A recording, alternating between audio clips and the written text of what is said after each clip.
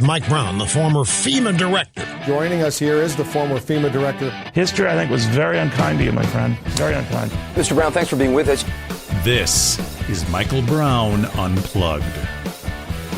Good morning, everybody, and welcome to this episode of Michael Brown Unplugged. I'm glad to have you with me. I'm going to talk about impeachment again because the more I've thought about a couple of phone calls that I had on the radio program and some discussions, and of course, as you probably heard, the president took out al-Baghdadi in Syria over the weekend. And there's just been a lot. And of course, we now know that the Michael Horowitz, who is the Inspector General for the Department of Justice, he submitted his report about the origins of the Russia investigation over to the Attorney General in the Justice Department. And we also know that the U.S. Attorney John Durham from Connecticut, was assigned by the Attorney General to conduct a review of the origins of the Russia investigation, including things like the FISA court warrants and how those all came about.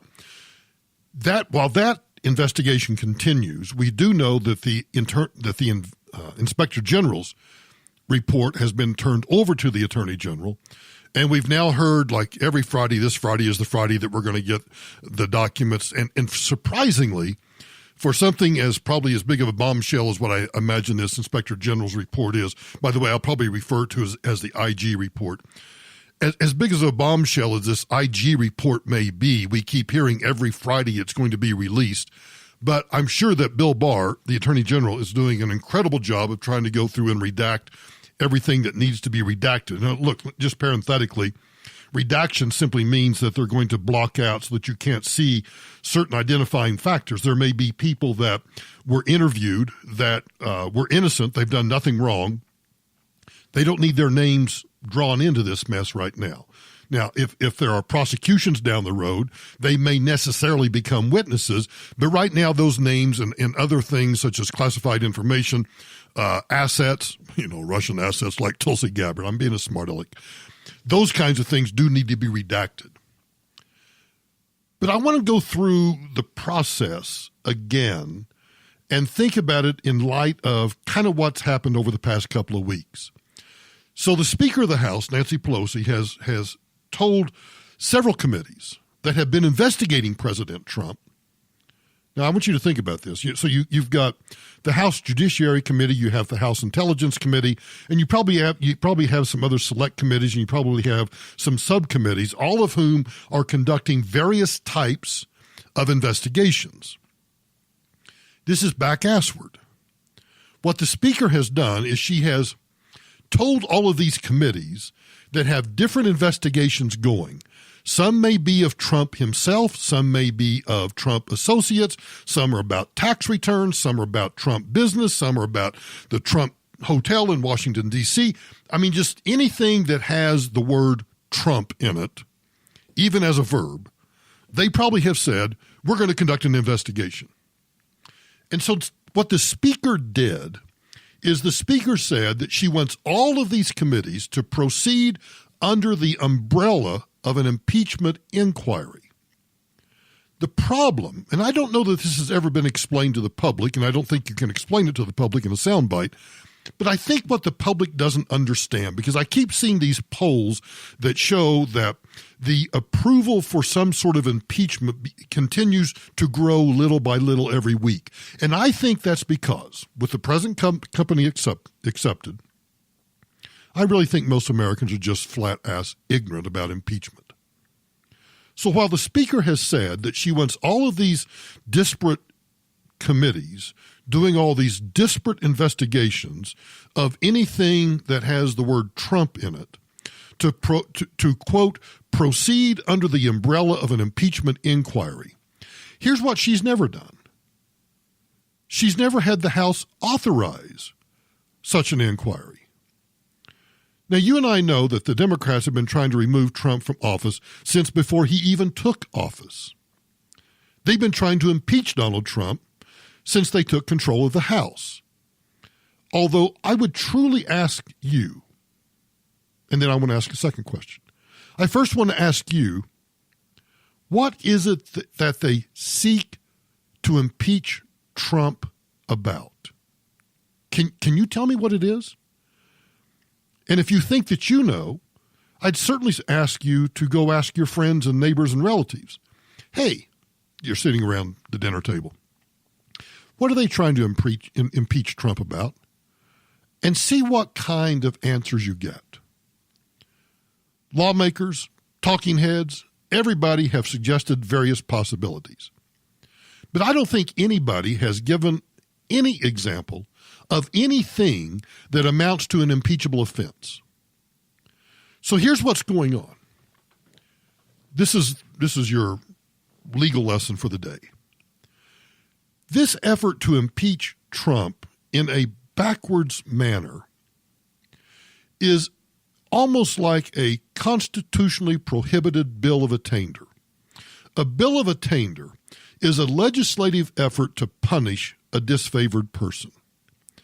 You can't pass legislation that says we outlaw retroactively what Michael Brown did on Saturday, October 26, 2019. That's a bill of attainder. And I think that the Senate, if they ever do pass, if the House ever passes articles of impeachment, I think the United States Senate ought to treat those articles of impeachment as a bill of attainder and just say, do a roll call vote. I don't care. All in favor of deciding or determining or announcing or whatever the proper verb would be that these articles of impeachment amount to a bill of attainder, boom, over with. So let's talk about the impeachment power itself. Impeachment is, in some ways, a judicial function because the House is acting like a prosecutor that is going before a grand jury. They're trying to find whether or not an impeachable offense has occurred. In criminal law, we call this oftentimes a preliminary hearing. A prosecutor, sometimes I take it to a grand jury, but I want to use a preliminary hearing because I think this is more analogous. A prosecutor decides that I've committed a crime. They charge me with the crime. Then the prosecutor takes that in front of a magistrate, an associate district court judge, perhaps a U.S. magistrate. And in that preliminary hearing, what the prosecutor is required to do is to show that it is more likely than not that a crime's been committed and that I am the one that's committed that crime. It's a preliminary hearing. When I was practicing law, I went through a lot of preliminary hearings.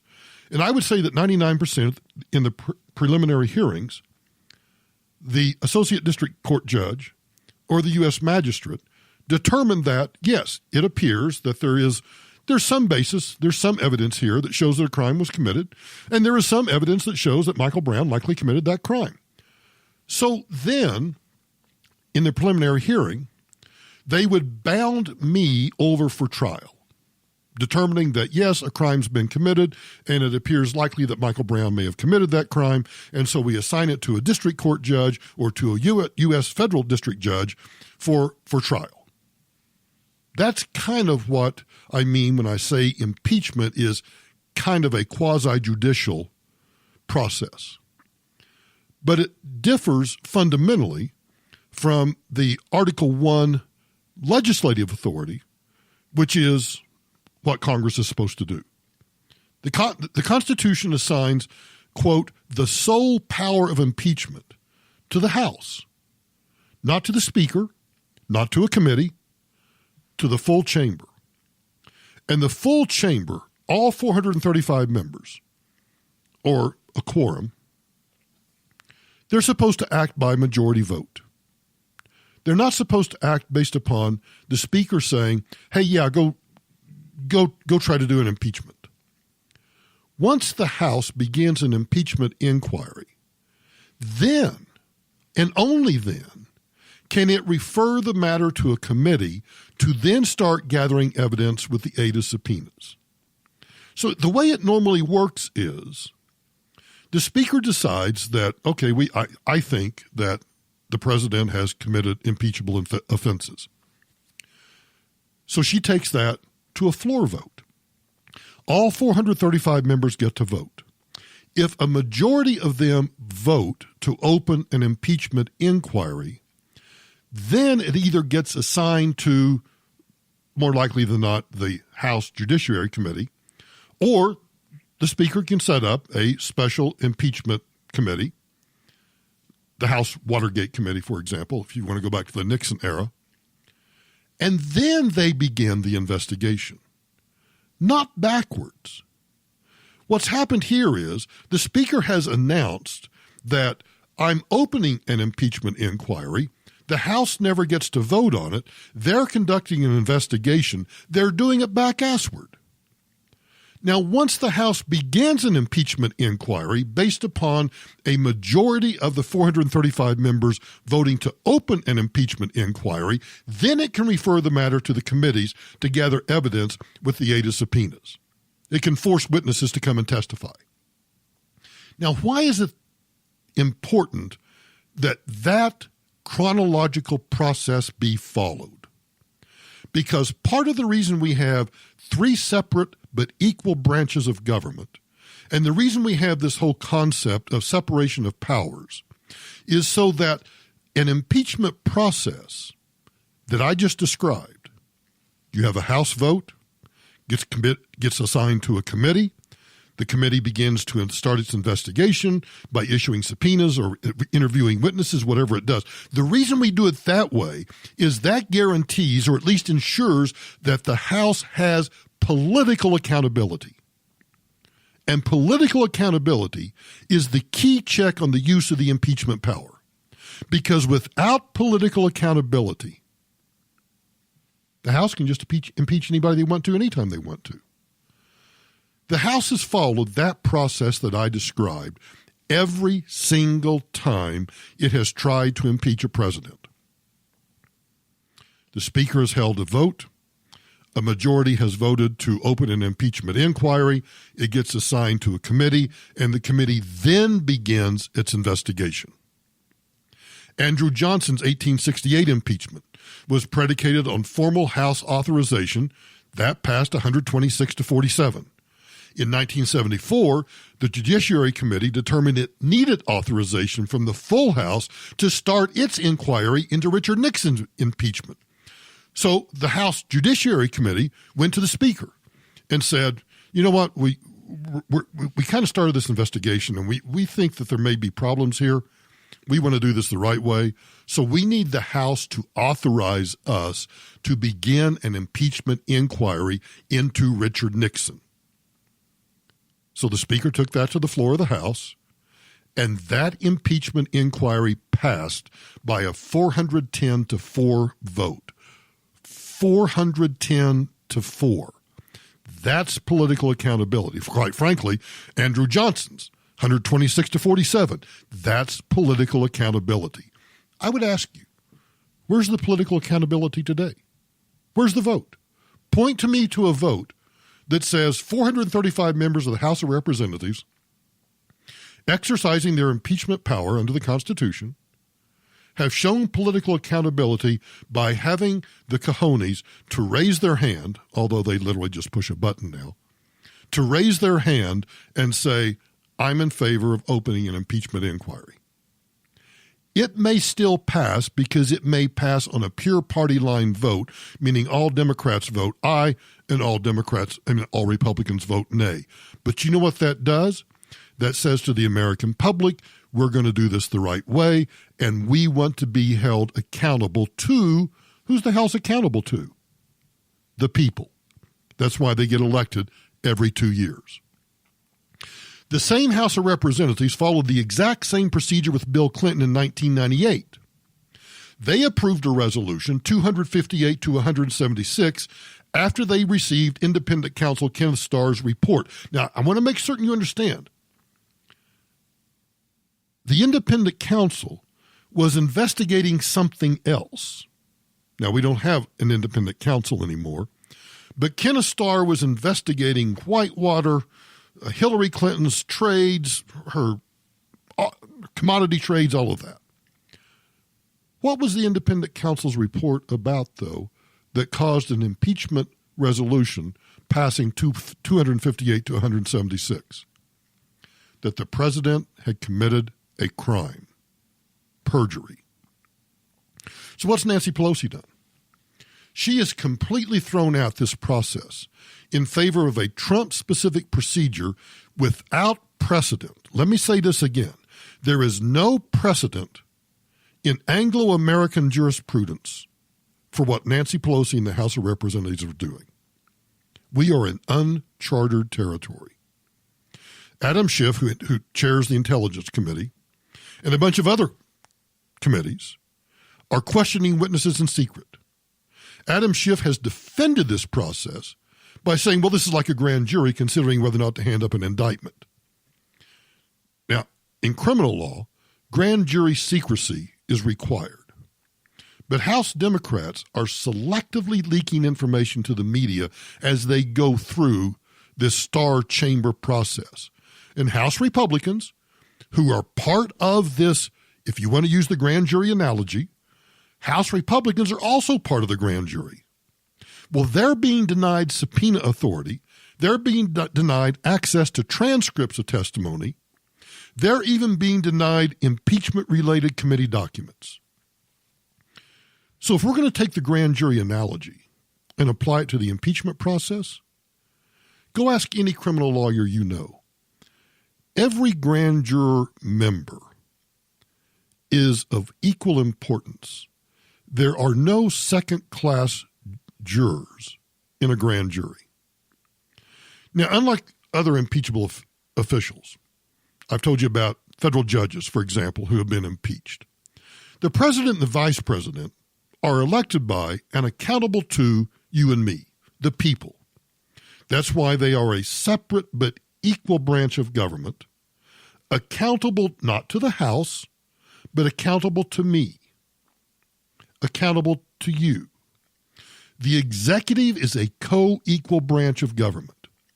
So if you're going to have any attempt to remove the president by impeachment, that creates unique risks to this republic that is not present in any other impeachment context. That's why adhering to the constitutional text, that's why adhering to constitutional tradition, and that's why adhering to basic procedural guarantees of due process and fairness is critical to us sustaining this constitutional republic. These processes are indispensable guardrails against the abuse of the impeachment power. Impeachment and these processes are designed to preserve the separation of powers by keeping Congress from improperly removing an elected president. So what have the House Democrats done? Well, they've discarded the Constitution. They've discarded tradition. They've discarded due process, all because they have a severe case of Trump derangement syndrome. So rather than wait a mere, what are we talking about now? 13 months? 13 months until the election? Rather than waiting 13 months to the election and letting the people decide, they're trying to still remove this president by any means necessary instead of just adhering to the traditional way of removing a president, voting him out of office. Because the House has not started the impeachment process properly, I don't think the president has any obligation to cooperate. And the courts should not enforce any purportedly impeachment-related document requests from the House. The court should say, you know what, we're staying out of this. Our role, because here's the role of the courts in the impeachment process. The Chief Justice of the U.S. Supreme Court presides over the trial in the U.S. Senate. That's their role. Now, Friday, a federal district judge held that the Judiciary Committee is engaged in an impeachment inquiry and therefore must see grand jury materials from Robert Mueller's investigation. But I'd bet you $1,000 that ruling is going to be overturned on appeal. And the House can't cure that problem simply by voting on articles of impeachment at the end of a process that is flawed. The Senate's power, and quite frankly the Senate's obligation, is to try all impeachments. Quote, to try all, the language in the Constitution is quite simple. The Senate's power, the Senate's obligation is to try all impeachments. That presupposes that the House has followed a proper impeachment process and that it has assembled an evidentiary basis to support impeachment. So far, the House has woefully failed to do so. 50 Republican senators have endorsed a resolution sponsored by Judiciary Committee Chairman Lindsey Graham, urging the House to, quote, vote to open a formal impeachment inquiry and provide President Trump with fundamental constitutional protections before they go any further. At least somebody. You know, everybody has a love-hate relationship with Lindsey Graham. But he's right on this point. If you're going to vote or you're going to go down this impeachment path, then you need to do it the right way and provide the president due process.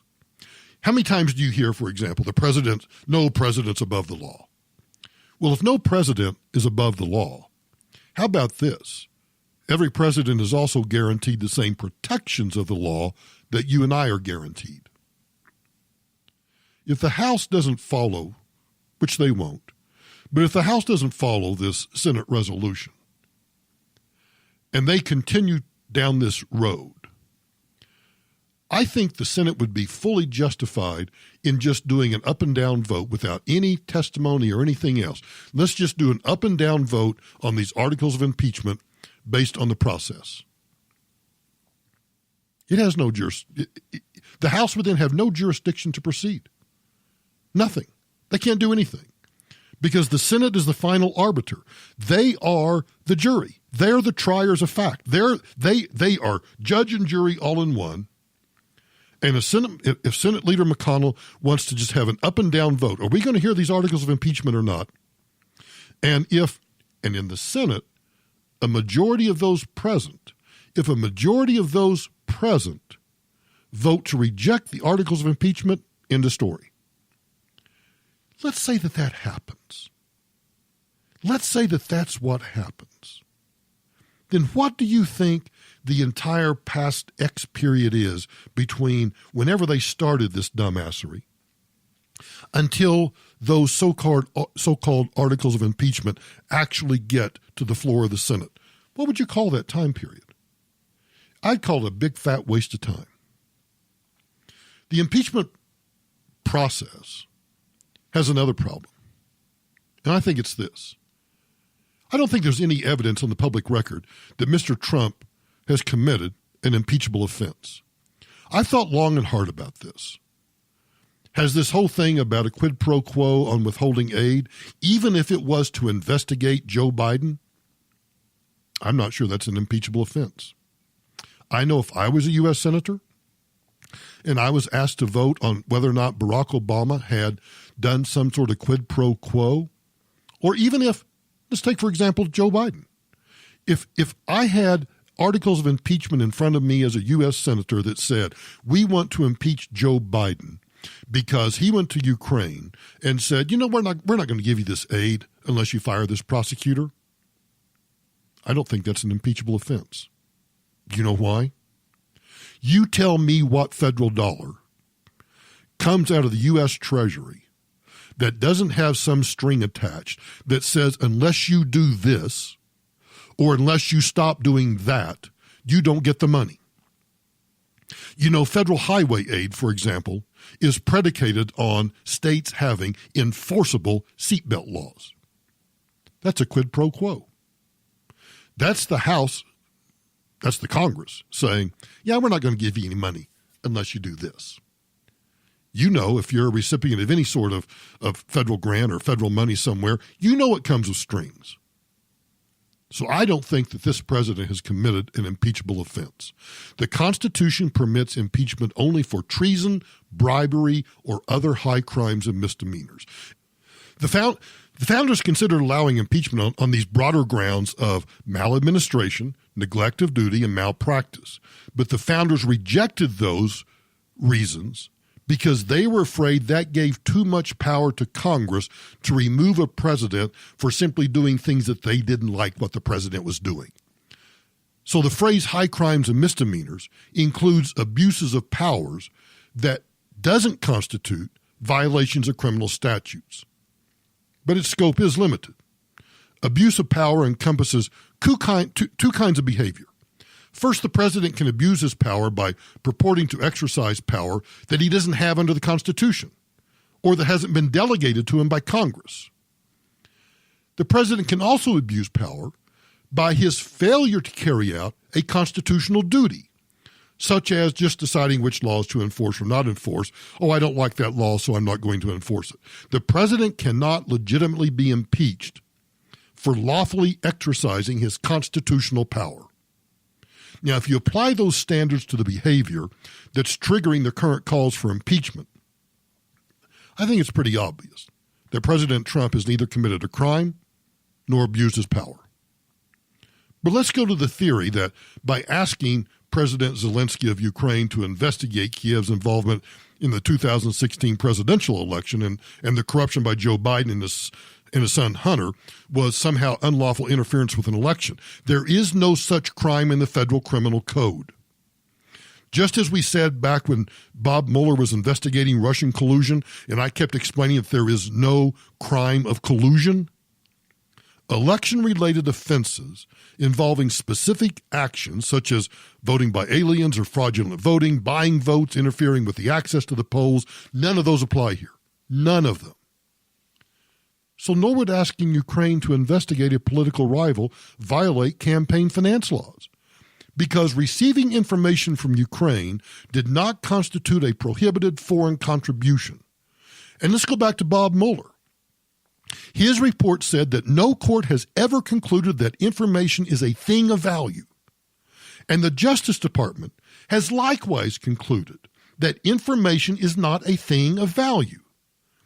If information was a thing of value and we had prohibitions on receiving information, you got a serious First Amendment concern. And then you have the whole idea about bribery. Federal bribery statutes require proof of corrupt intent in the form of a quid pro quo. And that was defined by the U.S. Supreme Court back in 1999 in a case called U.S. versus Sun Diamond Growers. I bet you've bought some Sun Diamond almonds before. The court said, specific intent to give or receive something of value in exchange for an official act.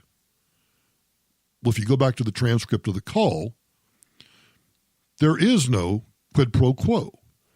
President Zelensky said he felt no pressure, and the purported quid, military aid to Ukraine, was not contingent on the quo, opening an investigation, because the former materialized within weeks, while the latter, not something of value in any case, never did. But here's something more fundamental.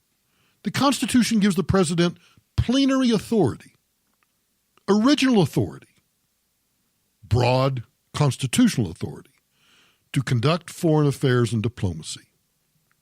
You know what that means? The president can decide the timing and release of appropriated funds. This may come as a shock to many people. You know what? Presidents, including my old boss, George W. Bush, have almost always, at some point in their administration, refused to spend appropriated money for military or other purposes on the grounds that it wasn't necessary or it was incompatible with their priorities. Thomas Jefferson, you want to go way back? Thomas Jefferson impounded funds appropriated for gunboat purchases. Dwight Eisenhower impounded funds for anti-ballistic missile production. President Kennedy impounded money for the B-70 bomber. Richard Nixon impounded billions for highways and urban programs. And every time Congress attempted to curtail this power And they did so most specifically with the Impeachment Control Act of 1974, but even that act authorizes the president to defer spending, to put spending off until the expiration of the fiscal year or until the budgetary authority lapses, neither of which had occurred in the Ukraine case. And presidents have always delayed or refused foreign aid as diplomatic leverage. Even after Congress has authorized the funds, presidents have used that money as leverage, either dispersing it or not dispersing it, in order to get something that they need to conduct the president's authority to conduct foreign policy. And Congress cannot impair the president's ability to conduct foreign policy. Lyndon Johnson used the promise of financial aid to strong-arm the Philippines, Thailand, and South Korea to send troops to Vietnam.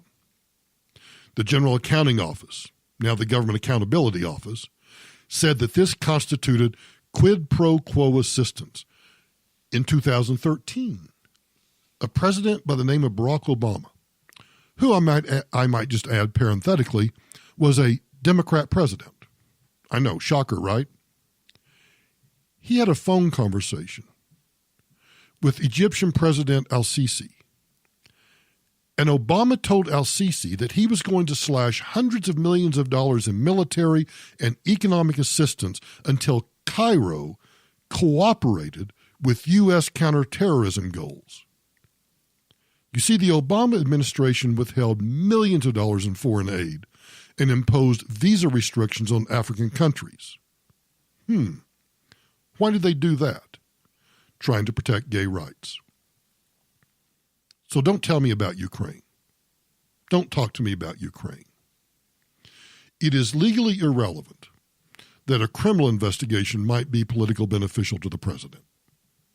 Virtually all exercises of constitutional discretion by a president affect his political interests. So I think it's absurd to suggest that a president's pursuit of arms control agreements, trade deals, climate treaties, that somehow those are impeachable offenses because they benefit the president or his party in an upcoming election. Everything a president does somehow affects, positively or negatively, his upcoming election. I don't get what's going on here. Well, I do get what's going on.